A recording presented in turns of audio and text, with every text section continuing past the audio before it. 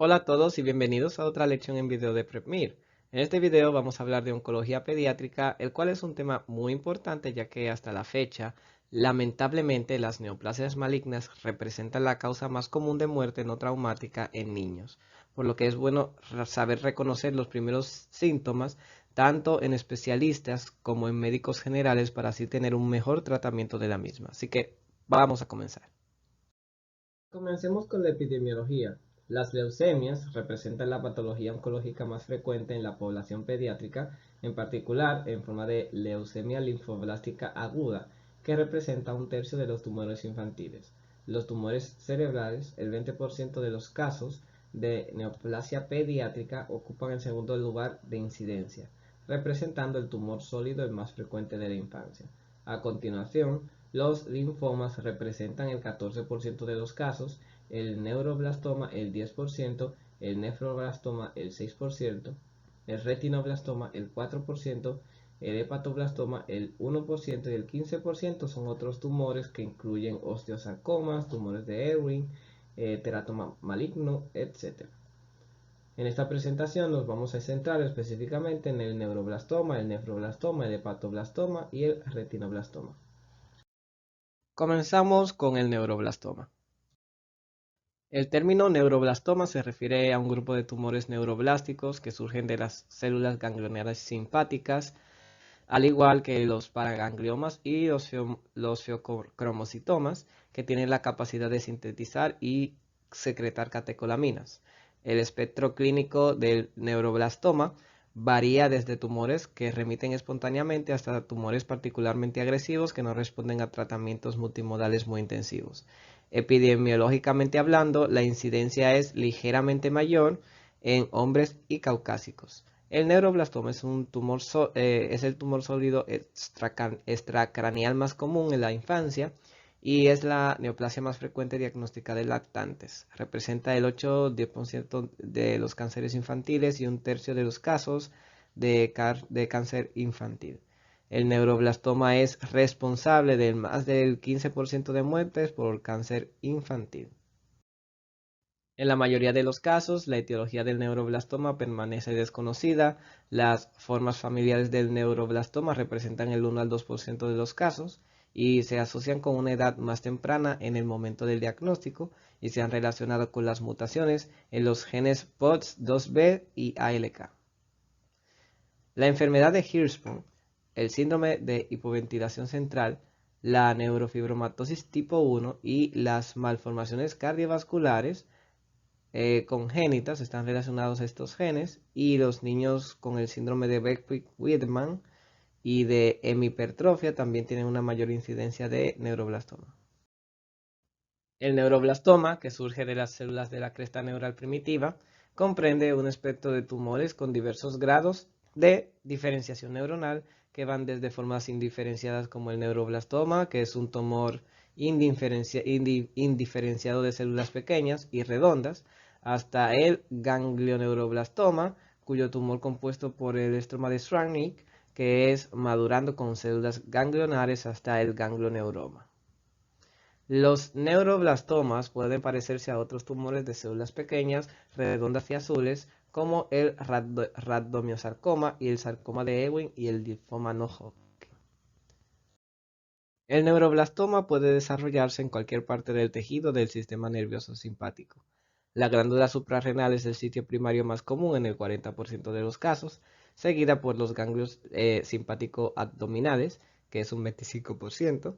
Están los torácicos, que es un 15%. Tenemos los cervicales, que es un 5%, y los pélvicos un 5%. Con menos frecuencia, los tumores se localizan dentro del sistema nervioso central o autónomo. En aproximadamente el 1% de los casos, el tumor primario no se puede identificar. La diseminación metastásica, que es la más común en niños mayores a un año en el momento del diagnóstico, ocurre por invasión local o distante por vía linfática o sanguínea. Los sitios más frecuentes de metástasis son los ganglios linfáticos regionales o distantes, los huesos largos y el cráneo, la médula ósea, el hígado y la piel. Las metástasis pulmonares y cerebrales son raras y ocurren en menos del 3% de los casos. Los signos y síntomas del neuroblastoma reflejan la ubicación del tumor y la extensión de la enfermedad. La enfermedad metastásica puede causar una variedad de signos y síntomas que incluyen fiebre, irritabilidad, crecimiento deficiente, dolor óseo, citopenia, nódulos subcutáneos azulados, exoftalmos orbitarios y equimosis periorbitaria. Los nódulos subcutáneos azulados son causados por la diseminación metastásica de la piel. Estas lesiones están presentes en alrededor de un tercio de los niños con un neuroblastoma congénito y generalmente se describen como el color rojo azulado y duras. La equimosis periorbitaria característica, que es en ojo de mapache, y la ptosis y la proptosis, que se deben a una infiltración tumoral de los huesos periorbitarios. La enfermedad localizada puede manifestarse como una masa asintomática o con síntomas relacionados con la presencia de la masa, y estos incluyen alguna compresión de la médula espinal y obstrucción intestinal y síndrome de la vena cava superior. Los tumores torácicos primarios, por el contrario, pueden detectarse de una forma incidental mediante pruebas de imagen realizadas por otros motivos, o pueden provocar la desviación traqueal o el estrechamiento con estridor. Las masas torácicas altas pueden estar asociadas con el síndrome de Horner, que es ptosis, miosis y anhidrosis, y los tumores torácicos grandes pueden causar el síndrome de la vena cava superior. La afectación de la cadena simpática paravertebral y cervical del ganglio cervical anterior, el estrellado, puede causar el síndrome de Horner.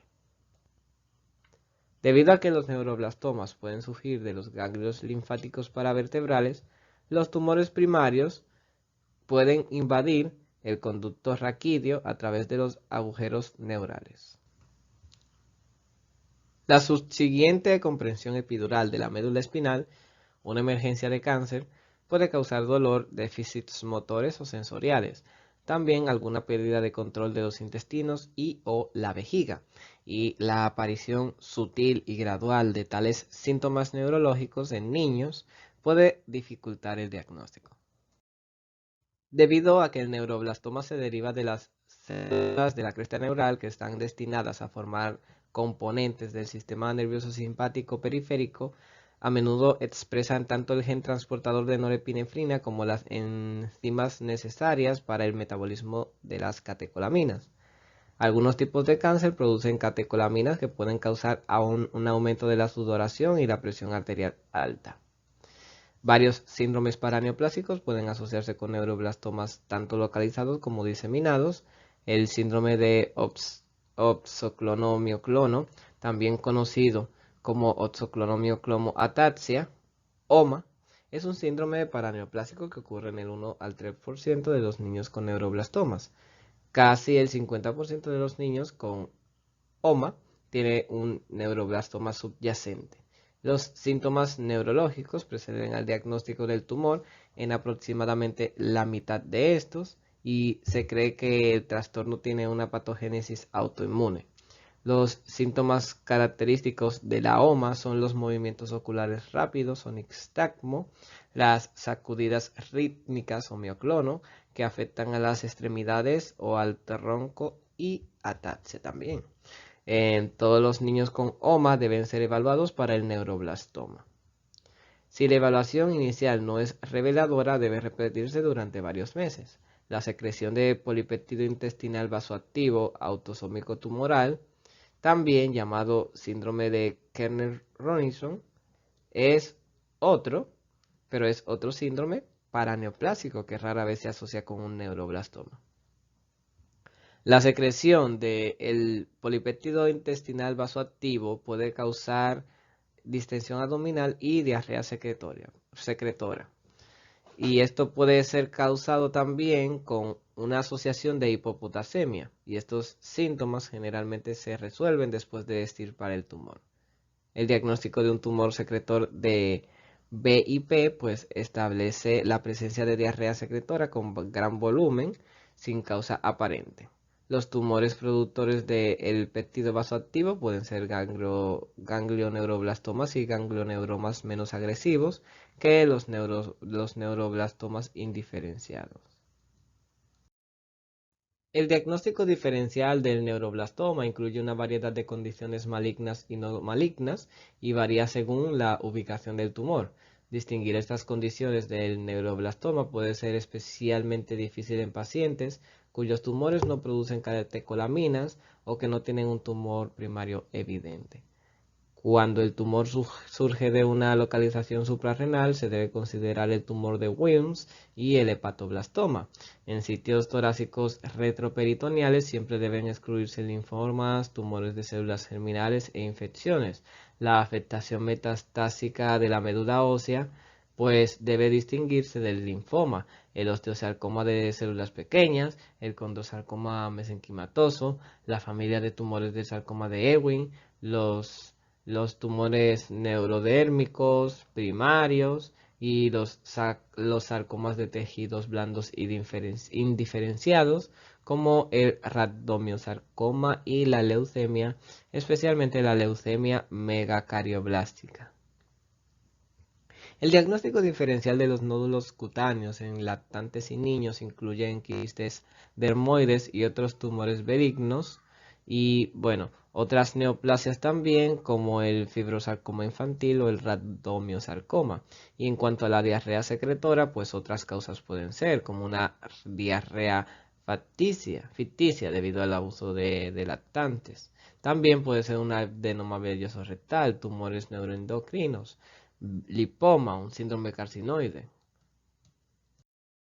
Vayamos al diagnóstico. El neuroblastoma generalmente se manifiesta como una masa o múltiples masas radiográficas, tomografías computarizadas o en resonancias magnéticas. En la radiografía o la tomografía, la masa a menudo contiene calcificaciones y hemorragias. El diagnóstico prenatal del neuroblastoma a veces es posible mediante la ultrasonografía fetal. Los marcadores tumorales, incluidos los metabolitos urinarios de las catecolaminas, incluyendo el ácido homovalínico, HVA, y el ácido vanilmandélico, BUMA, están elevados en el 95% de los casos y ayudan a confirmar el diagnóstico. El diagnóstico anatomopatológico que permite realizar el diagnóstico de certeza se realiza sobre el tejido tumoral obtenido mediante biopsia. Sin embargo, el neuroblastoma también se puede diagnosticar sin biopsia de la masa tumoral primaria si se observan células tumorales pequeñas, redondas y azules en muestras de médula ósea con un aumento de BUMA o HVA en la orina. La evaluación de la enfermedad metastásica debe incluir tomografía computarizada o resonancia magnética de tórax y abdomen y radiografía óseas para investigar el compromiso del hueso cortical y al menos 2 aspirados o biopsias de médula ósea para evaluar el compromiso de la médula ósea. El estudio gamma gráfico con yodo 123 pues también puede utilizarse para definir mejor la extensión de la enfermedad.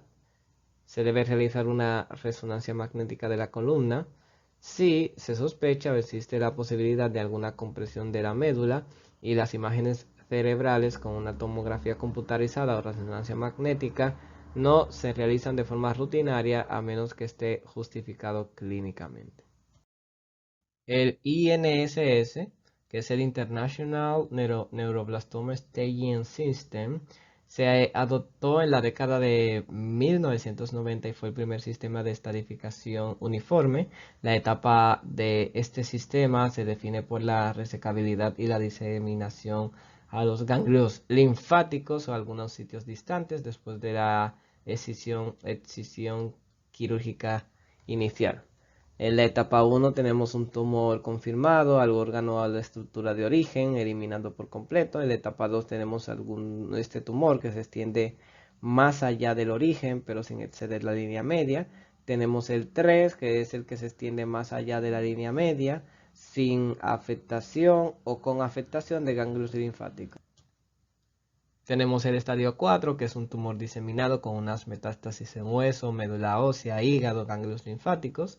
Y el 4S es un neuroblastoma en niños con menor de 1 año de edad con una enfermedad diseminada del hígado, la piel y o la médula ósea sin compromiso óseo y con un tumor primario que de otro modo podría clasificarse como lo segundo. Finalmente, otro aspecto a subrayar antes de abordar el tratamiento es que los neuroblastomas son muy diferentes en su comportamiento clínico, por lo que la estación por extensión de la enfermedad no es suficiente para definirla biológicamente. De hecho, varios factores incluyen el comportamiento biológico de estos tumores y son útiles para predecir el desenlace. Algunos están relacionados con el paciente, como la edad, mientras que la mayoría de los relacionados con el tumor, eh, o sea, en el estadio de la enfermedad y la histología del tumor, están las características moleculares y cytogenéticas, están relacionadas. La primera etapa es la extensión de la diseminación metastásica y la presentación, y este es el factor más importante para determinar el resultado de los pacientes con un neuroblastoma. Aunque la diseminación regional a los ganglios linfáticos no afecta significativamente el resultado, la enfermedad metastásica a distancia confiere un pronóstico mucho peor.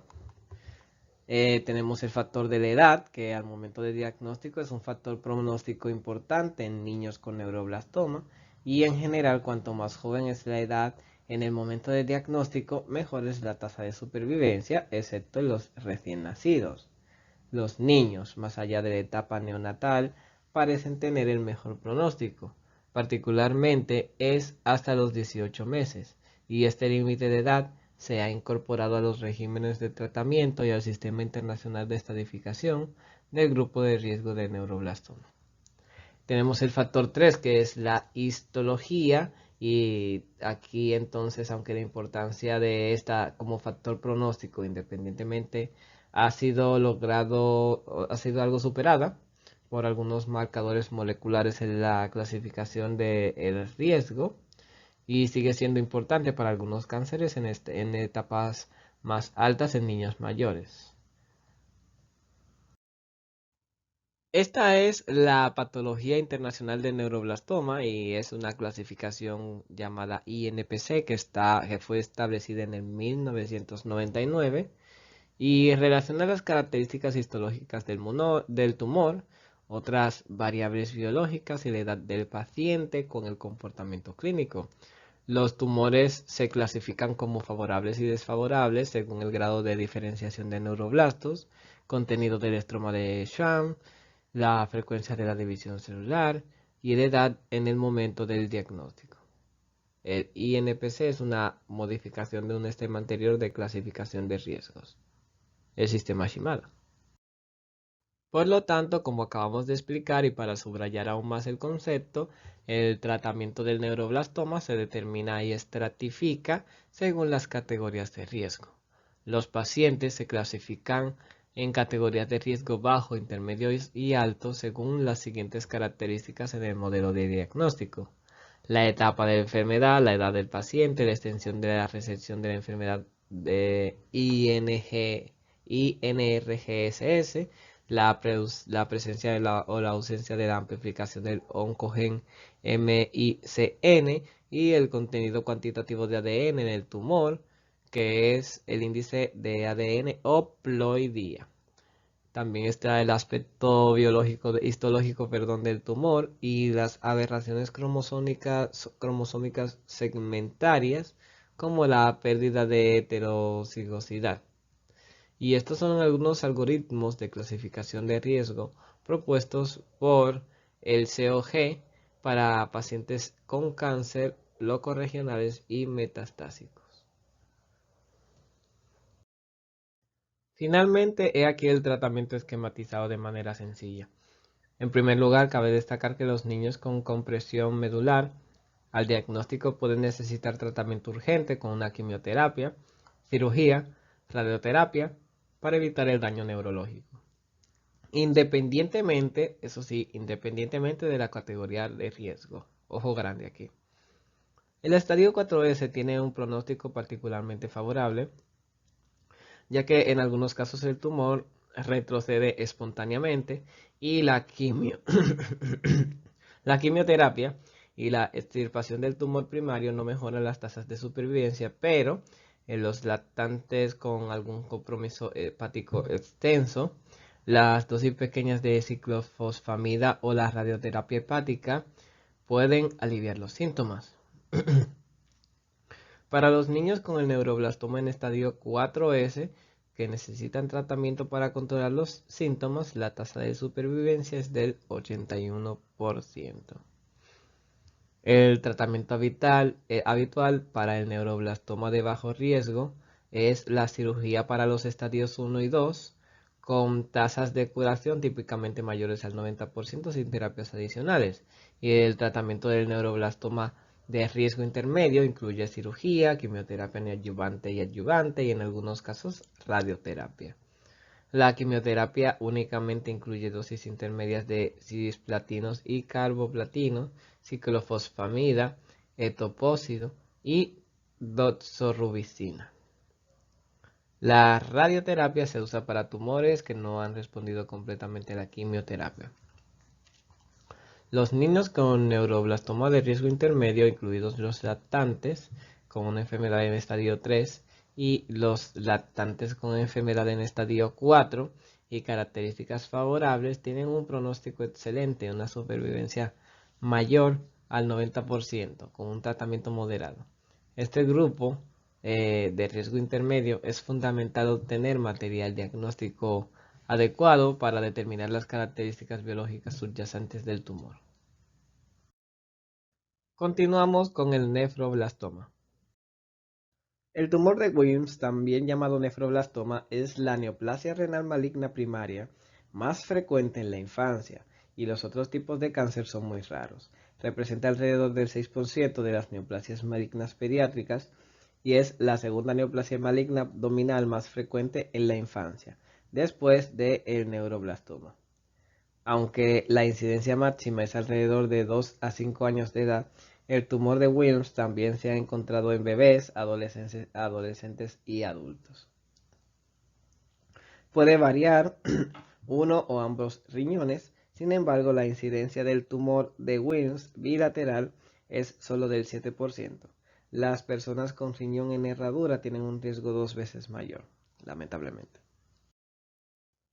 La mayoría de los casos son esporádicos, aunque el 1 o 2% de los pacientes tienen una predisposición familiar al tumor de Wilms. Las formas familiares del tumor de Wilms se heredan de forma autosómica dominante con penetrancia variable y se asocian con una edad más temprana en el momento del diagnóstico y una mayor frecuencia de enfermedad bilateral.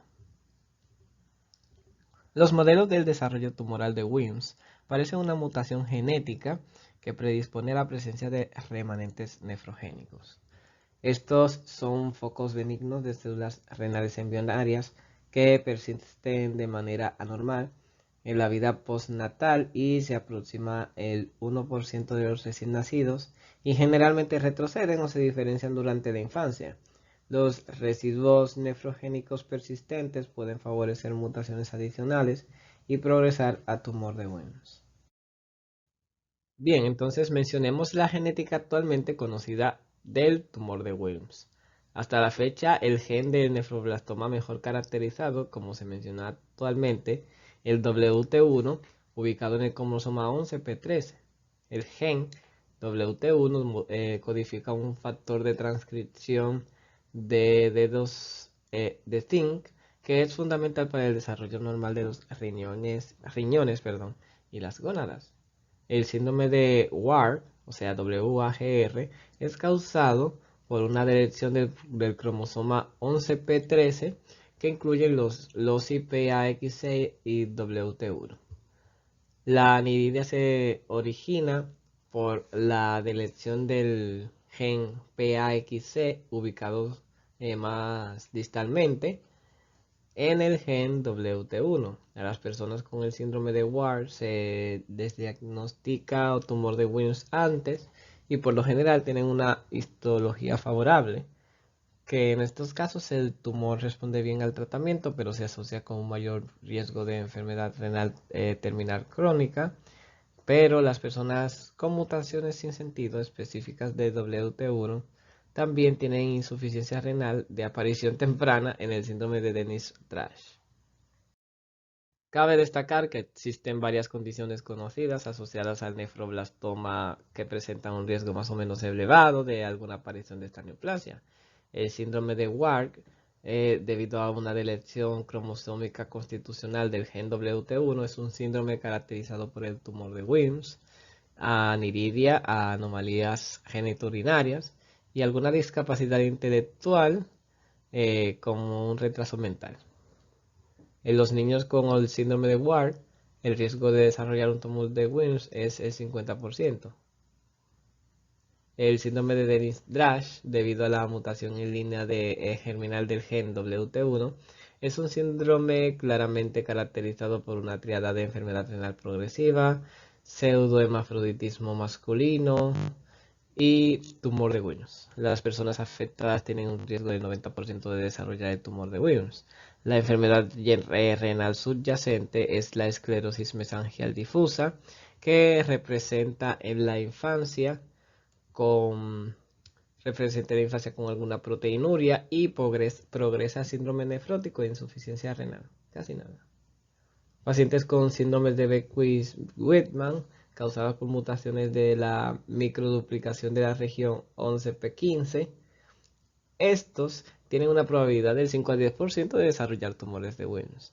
Las principales características clínicas de los BWS incluyen macrosomía, macroglosia, un falocele, ojos prominentes, pliegues en las orejas, etc. El síndrome de Pernan es un síndrome de sobrecrecimiento autosómico recesivo causado por una mutación en la línea germinal del gen D1S3L2 y se caracteriza por algún gigantismo fetal, visceromegalia, dimorfismo facial y hematomas renales bilaterales.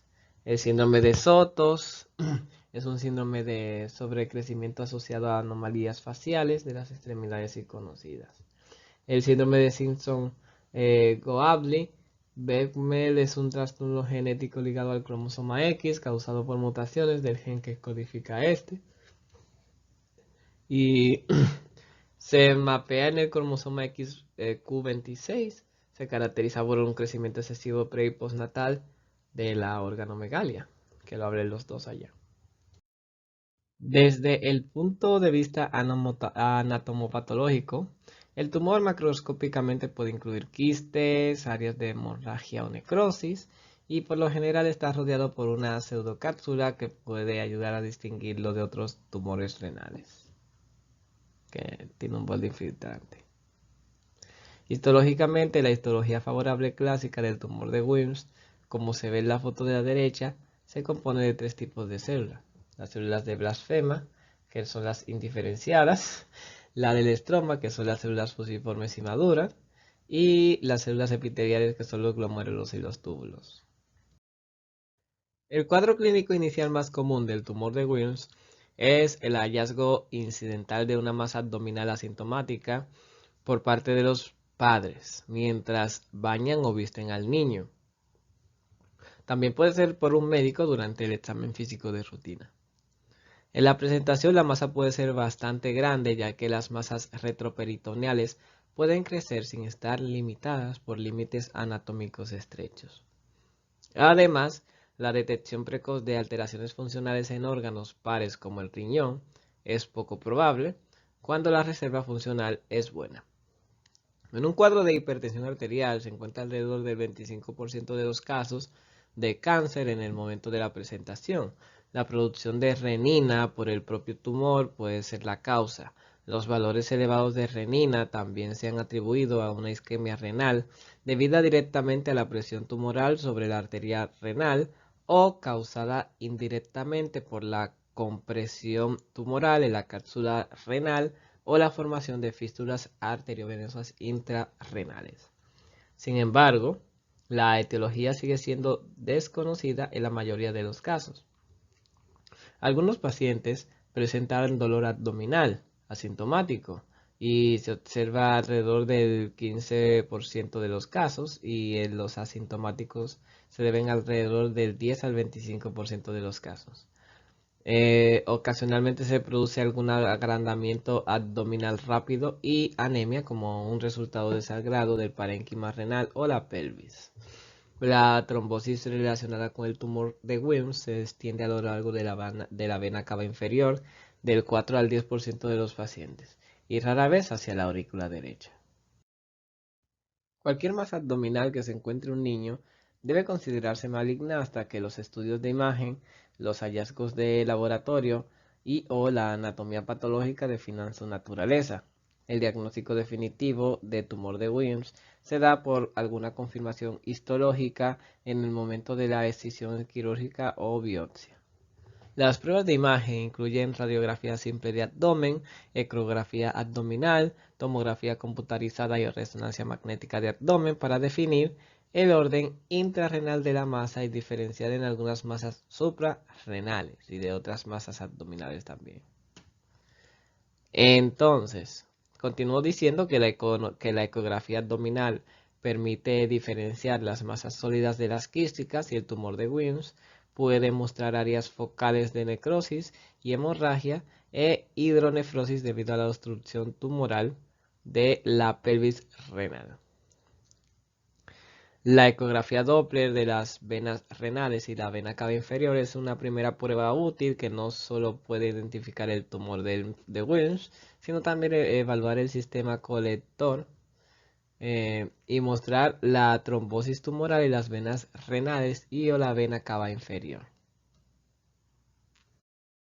El diagnóstico diferencial del tumor de Wilms incluye el neuroblastoma y otros tumores renales. Los estudios histológicos y de imágenes de los tejidos diferencian el tumor de Wilms en estos otros trastornos. El neuroblastoma se puede diferenciar del tumor de Wilms mediante una tomografía computarizada o una resonancia magnética y ultrasonografía que distinguen el tejido renal y no renal. La confirmación diagnóstica final se basa en la historia del tejido por el momento de la biopsia o la excisión quirúrgica. En cuanto a otros tumores renales, en niños son muy raros. Se diferencia del tumor de Wilms por la histología tisular, pero el sarcoma de células claras es el segundo cáncer renal pediátrico más común. Tiene un pronóstico menos favorable que el tumor de Wilms, con una mayor tasa de recaída y mortalidad. El hueso es un sitio metastásico común, lo que le da a este tumor el nombre de alternativo de cáncer óseo renal o metastásico infantil. Los criterios de estadificación para el tumor de Wilms se basan en la extensión anatómica del tumor sin tener en cuenta los marcadores genéticos, histológicos o biológicos. Los estadios más altos representan una enfermedad más avanzada con un peor pronóstico. Hay dos sistemas principales actualmente en uso.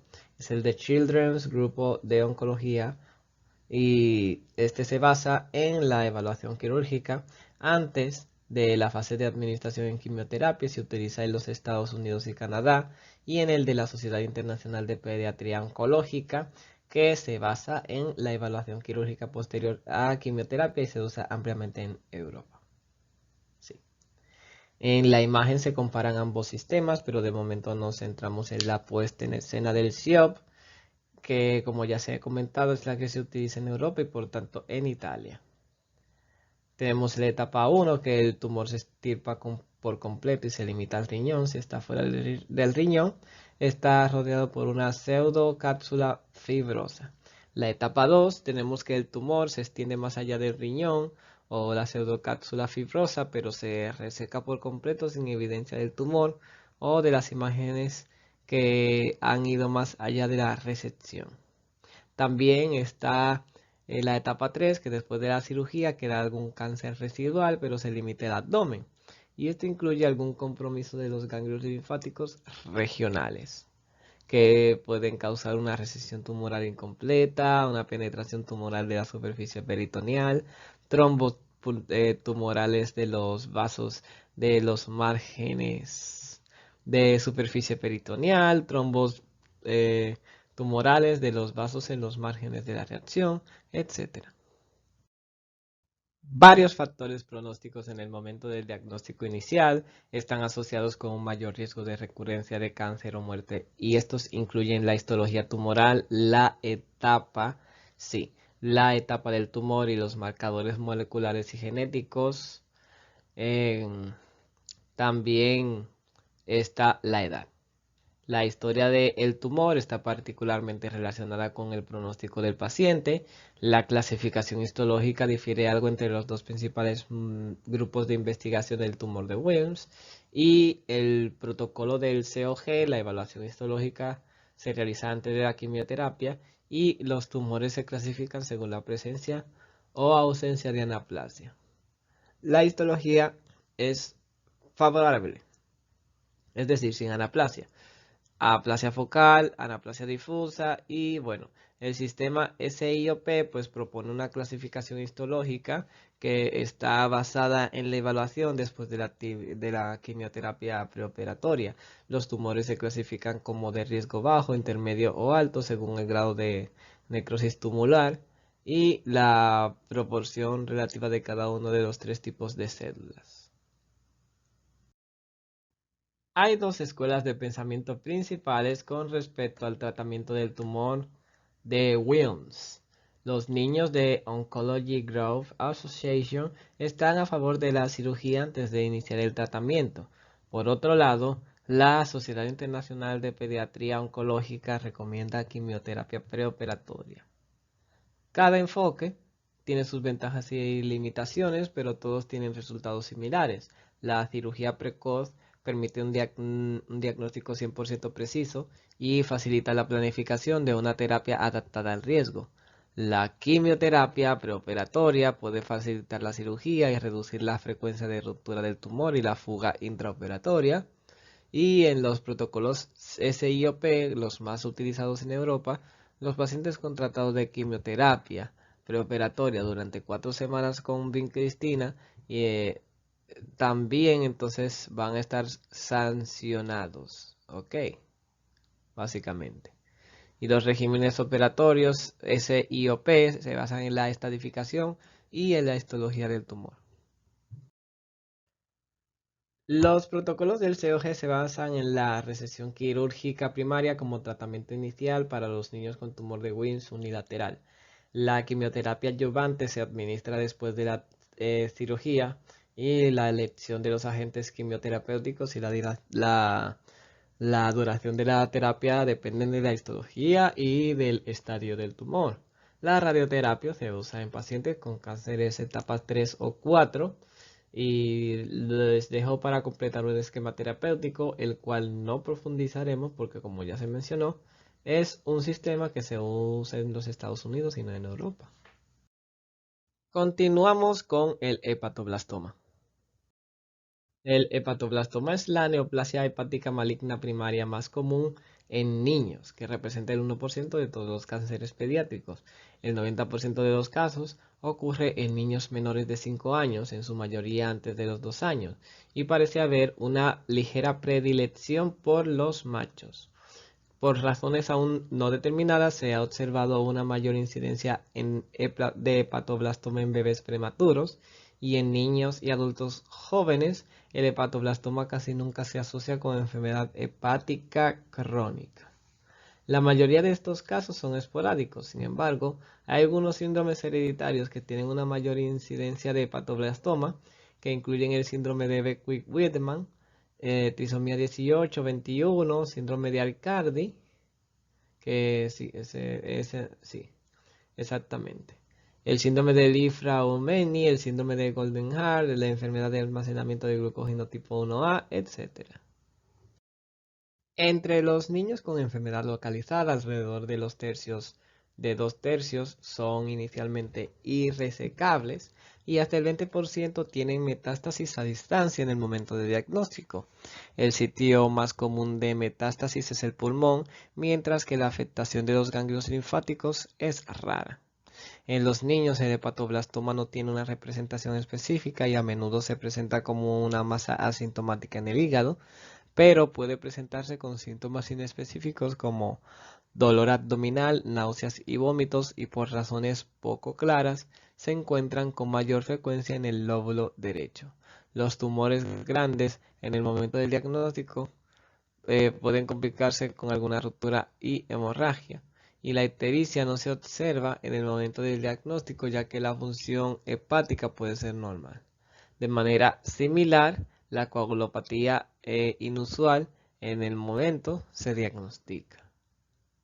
La pubertad precoz también puede estar presente debido a la síntesis de beta-HCG, y el hepatoblastoma también suele estar asociado con esa osteopenia severa, y hay fracturas patológicas en niños debido al metabolismo normal del calcio, pero las metástasis óseas reales son extremadamente raras. El diagnóstico se realiza mediante biopsia con aguja fina en la masa. En los niños, el hepatoblastoma consiste en células hepáticas malignas en varias etapas de maduración y un componente mesenquimatoso variable. El componente epitelial siempre predomina y está formado por dos tipos de células, que son las células de tipo embrionario, que son pequeñas basófilas con núcleo uniforme e hipercromático y con citoplasma escaso, dispuestas en láminas. También están cintas, rosetas, acinos o túbulos, y las células del tipo fetal, que son células del tipo similar a los hepatocitos de mayor tamaño, con un núcleo central ovalado, abundante citoplasma granular o claro, y bueno, también a nivel eosinofílico, y están también más pálidas que las células del embrión, dispuestos en trabéculas o placas. La AFP casi siempre es detectable en el citoplasma del componente de la célula epitelial mediante la tinción inmunohistoquímica, y también si está presente un componente mesenquimatoso que consiste más comúnmente en el tejido osteoide y rara vez cartílago, radomioblastos o elementos neurales, se descarta el cáncer hepatocelular, al menos en los niños. En comparación con lo dicho en la diapositiva anterior sobre la biopsia del tumor, aquí hay algunas imágenes de anatomía patológica. Se puede apreciar la composición del hepatoblastoma en células de tipo fetal y embrionario, produciendo el característico patrón claro y oscuro en cortes de tejido teñidos con hematocilina y eosina. En la imagen B se observan en el campo superior células del tipo fetal más claras, coloreadas con un citoplasma granular, mientras que en el campo inferior las células embrionarias son más oscuras con núcleos hipercromáticos. En la imagen C observamos una formación de ostioide dentro del parénquima tumoral. En la imagen D, lo que podemos observar es el estroma cartilaginoso gris en el hepatoblastoma. Ok, en esta parte denle una pausita porque aquí es bueno que ustedes le den un repaso porque es la clasificación histológica internacional del hepatoblastoma. Así que lo pausan, lo leen detenidamente y también hacen algunas otras investigaciones sobre ello, que también pueden hacerlo con nuestra biografía, la biografía que utilizamos, que siempre está debajo de cada diapositiva, como en esta.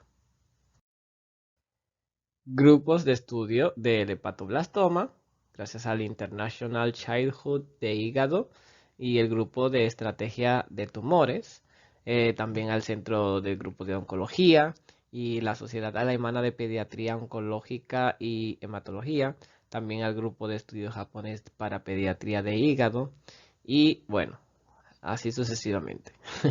Históricamente, en estos casos, los cánceres han utilizado las categorías de clasificación de riesgo dispares, lo que dificulta la comparación de resultados. Afortunadamente, todos los grupos han utilizado cada vez más el sistema de estadificación radiológica, que está basado en la extensión de la enfermedad previa al tratamiento para refinar la clasificación de los tumores preoperatorios. El sistema de estadificación pretest revisado se basó en un análisis de datos de Children's Hepático Tumores International Collaboration, y es una base de datos internacional que está compartida de datos completos de más de 1.600 niños tratados con 8 estudios multicéntricos de hepatoblastoma durante 25 años. En el sistema PRETEST, la extensión de la enfermedad hepática se basa en el número de áreas del hígado afectadas por el tumor. Tenemos la clase 1, que es solo un sector, la clase 2, tenemos 2 sectores afectados por 2 secciones libres de enfermedades adyacentes. Tenemos la clase 3, que hay 3 sectores involucrados y no hay 2 secciones adyacentes. Y la clase 4, los 4 sectores están involucrados. La recuperación del hepatoblastoma depende principalmente de la resecabilidad del tumor primario. De hecho, se puede seccionar hasta el 15% del hígado con la posibilidad de regeneración hepática dentro de los 3 a 4 meses posteriores a la cirugía para extirpar la masa.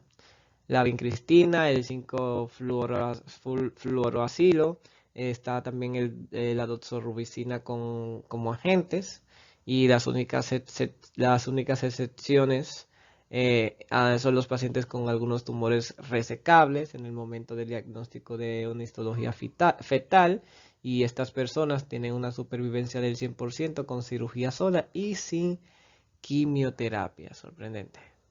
En tumores de bajo grado se puede lograr una tasa de supervivencia del 90% con una cirugía más una terapia neoadyuvante. Los tumores no resecables tienen una supervivencia del 60%. El cáncer metastásico tiene una supervivencia del 25%. Y el trasplante de hígado puede ser una alternativa para los tumores hepáticos malignos primarios inoperables. Vamos con el último, que es el retinoblastoma. Vamos allá. El retinoblastoma es una neoplasia embrionaria maligna de la retina y es el tumor intraocular más frecuente de la infancia. Es el responsable del 4% de todas las neoplasias malignas en niños. La mediana de edad al diagnóstico es de aproximadamente 2 años y más del 90% de los casos se diagnostican en niños menores de 5 años. En general, aproximadamente del 3 de 4 niños con retinoblastoma tienen un tumor unilateral y el resto tiene un retinoblastoma bilateral. Entonces, la afectación bilateral es más común en niños más pequeños y especialmente en aquellos que están diagnosticados antes de 1 año de edad, y el retinoblastoma puede ser un tanto hereditario como esporádico. Así que las formas hereditarias pueden diagnosticarse a una edad más temprana y son multifocales y bilaterales, mientras que las formas esporádicas suelen diagnosticarse en niños mayores que suelen tener alguna afectación unilateral y unifocal. La forma hereditaria se asocia a una pérdida de la función del gen del retinoblastoma por una mutación de la deleción del gen, y el gen RB1 está situado en el cromosoma 3q14 y codifica la proteína del retinoblastoma, un supresor tumoral que controla la fase de transición de ciclo celular e interviene en el mecanismo de apoptosis y diferenciación celular. Se han identificado varias mutaciones que son responsables de la enfermedad, incluidas translocaciones, deleciones, inserciones, mutaciones puntuales y codificaciones epigenéticas como la metilación de genes.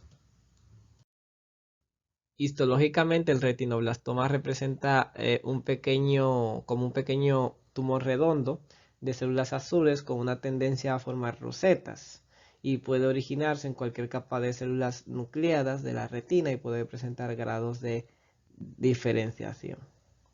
Tenemos los tumores endófitos, que surgen de la superficie interna de la retina, crecen hacia el vítreo y también pueden dispersarse en el vítreo en un proceso conocido como diseminación vítrea, todo vítreo.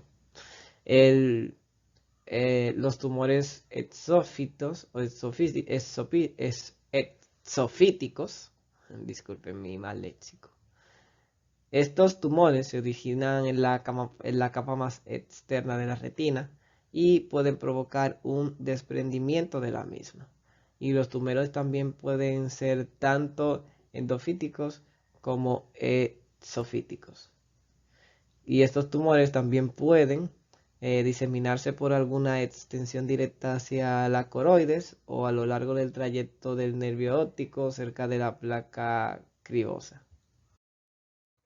La manifestación más común del retinoblastoma es la leucocoria, que es un reflejo pupilar blanco y a menudo se nota por primera vez cuando el reflejo rojo no está presente durante la evaluación de la rutina del recién nacido o durante las evaluaciones de salud pediátricas. Y a veces este hallazgo se encuentra en fotografías tomadas con flash. El estrabismo a menudo suele ser uno de los primeros signos clínicos y se puede observar inflamación orbitaria, hipema o irregularidades pupilares a medida que avanza la enfermedad. En el caso de glaucoma secundario, el paciente no puede sentir dolor y alrededor del 10% de los casos de retinoblastoma se diagnostican durante un examen oftalmológico en el contexto de antecedentes familiares positivos. El diagnóstico se basa en las características oftalmológicas típicas, los estudios de imagen no son diagnósticos y las biopsias están contraindicadas. La oftalmoscopía directa puede detectar casos de retinoblastoma, pero una evaluación completa requiere un examen bajo de anestesia y generada por un especialista con experiencia en el campo para obtener una visualización completa de ambos ojos, que además permite también fotografiar y mapear el tumor. El desprendimiento de la retina y la hemorragia vítrea o las hemorragias vítreas pueden complicar esta evaluación. La ecografía de la órbita de tomografía computarizada o resonancia magnética se pueden utilizar en este caso para evaluar la extensión de la enfermedad intraocularmente y para comprobar si hay alguna enfermedad cardiovascular. Ocasionalmente se espera o se observa que un tumor en el área pineal de un niño con retinoblastoma hereditario, conocido también como retinoblastoma trilateral, y la resonancia magnética le permite evaluar mejor la participación del nervio óptico. La evaluación del líquido cefalorraquídeo y la médula ósea para identificar metástasis tumorales está indicada solo si existe una sospecha clínica instrumental que surja de todas las investigaciones. Y se sugieren pruebas específicas moleculares de leucocitos de sangre periférica a las pacientes que están afectados para evaluar la presencia del gen B12. Esta es la estadificación internacional del retinoblastoma y se basa en el tamaño y la proximidad de estructuras críticas. El enfoque terapéutico que discutiremos en la siguiente diapositiva se basa en esta clasificación. Los tumores de los grupos A y B pueden tratarse con técnicas focales, como la crioterapia, la fototerapia láser. El grupo C y D, que son ACO, quimioterapia intravenosa sistémica, se pueden tratar con eso y con enucleación en pacientes jóvenes. También tenemos la fase grupal y unilateral, que es una enucleación más o menos quimioterapia o radioterapia, y si hay restos microscópicos o características de alto riesgo. También en el tipo C, el tratamiento es focal del ojo menos afectado. También tenemos una quimioterapia intravenosa sistémica aumentada por otras terapias establecidas y el OAC bilateral con o sin quimioterapia intravenosa u otras terapias establecidas. Y los agentes más utilizados son el melfalán, el carboplatino y el topotecan. Aproximadamente el 95% de los niños con retinoblastoma se recuperan con los enfoques de tratamiento que se usan actualmente en los Estados Unidos, y las estrategias actuales se utilizan para una quimioterapia en combinación con una terapia focal y tienen como objetivo preservar la visión, evitando la radioterapia que se ha visto externo y a la exnucleación.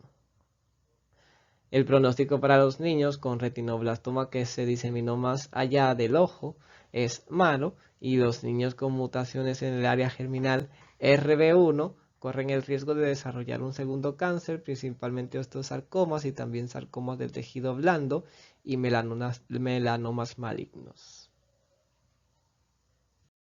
Muchísimas gracias por su atención. Les recordamos que pueden responder a los cuestionarios relacionados con el tema en nuestro sitio web y en nuestras aplicaciones para Android y iOS en la sección de PrepMirTube, la página de inicio, y encontrará una serie de cuestionarios basados específicamente en los que se ha tratado, a modo de videolección. Además de que también usted va a encontrar las videolecciones anteriores para que pueda disfrutar de todas ellas.